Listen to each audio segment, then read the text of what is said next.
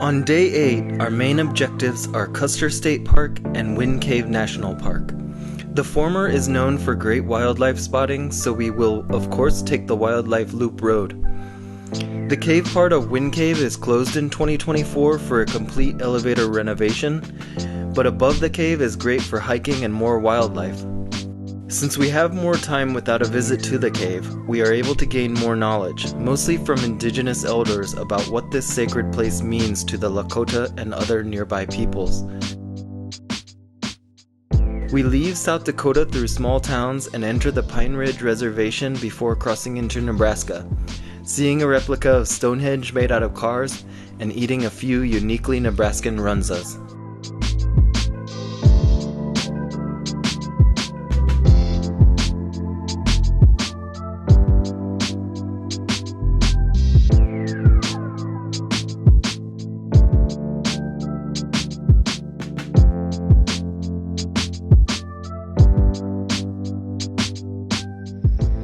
Despite arriving at the park relatively early in the morning, the temperatures were already blazing and led to a fairly light amount of activity by everyone who lives there.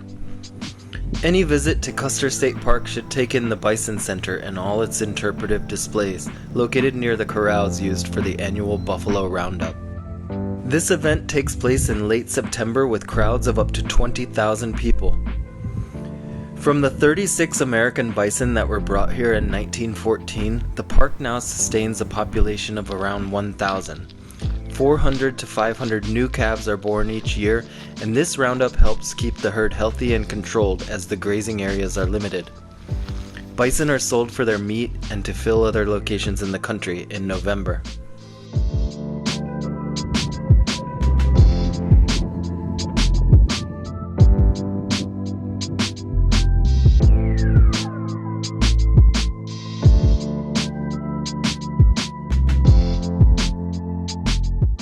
It only took 11 years for the United States to break its word to Lakota people written in the Fort Laramie Treaty of 1866. European settlers and the government had continuous conflicts with indigenous peoples when they were forcibly moving west, but the treaty promised this land west of the Missouri River. When gold was discovered in the Black Hills in 1877, the treaty was immediately ignored and eventually reservations were formed, basically imprisoning anyone in the way of the gold and land rushes that followed. It is impossible not to think about this history on the many beautiful trails that are maintained within the present-day park, most of which afford amazing views of these sacred surroundings. As the country's 6th national park, designated on January 3, 1903, Wind Cave is part of this area and so meaningful to the history of Lakota people and 20 other indigenous groups. Its various names translate to where the earth breathes inside, breathing earth, sacred wind breath, and breath of the earth, amongst many others. If you come to Wind Cave National Park and try to understand the place from this perspective, it will end up having so much more meaning. You can travel through the Black Hills with patriotic settler blinders on, but that would leave you with a shallow vacation.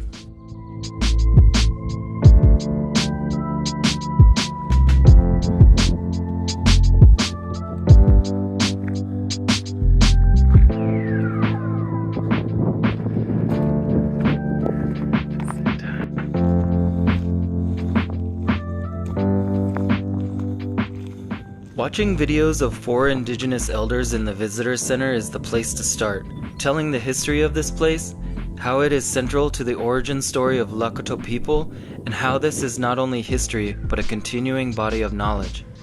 Unfortunately, many other exhibits in the interpretive center treat indigenous voices as part of the past, as if they do not exist anymore. After you learn from these 4 elders, walk outside to the natural entrance where cool air pours out of the place that still has so much significance to so many people.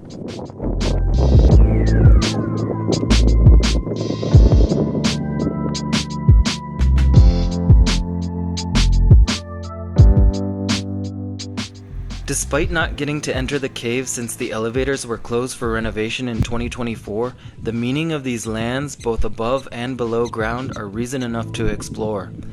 I love federal lands and national parks, but honestly, this and so much more should immediately be given back to the rightful tenants.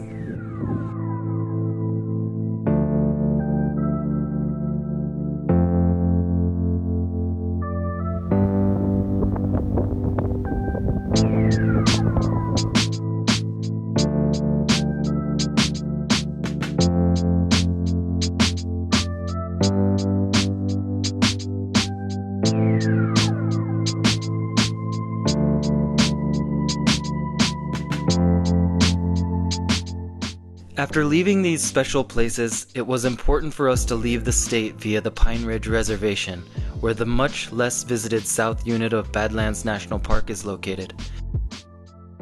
Over half of living Oglala Sioux members live here, some of the Lakota who still remain so connected spiritually to Wind Cave. You can feel the disconnect that has been violently forced upon them by land theft.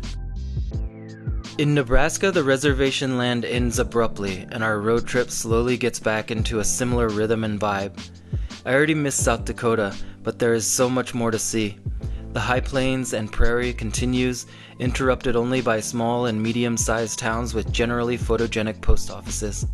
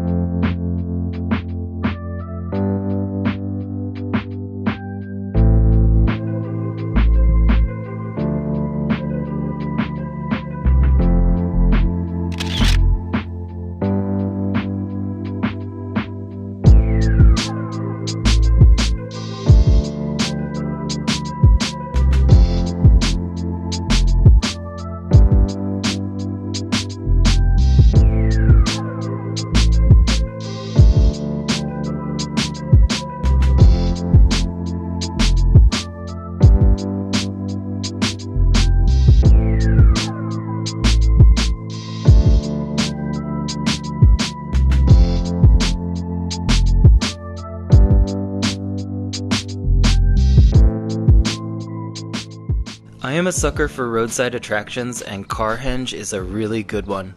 Since it is 60 kilometers from the nearest interstate, it also does not see much traffic, so you can explore the Stonehenge replica made from vintage American cars on your own. Before settling into our motel, which was also an RV park, we picked up some runzas from the chain of the same name. This uniquely Nebraskan hot pocket-ish delight was surprisingly good, and so was the salad they made. Only in Nebraska, baby.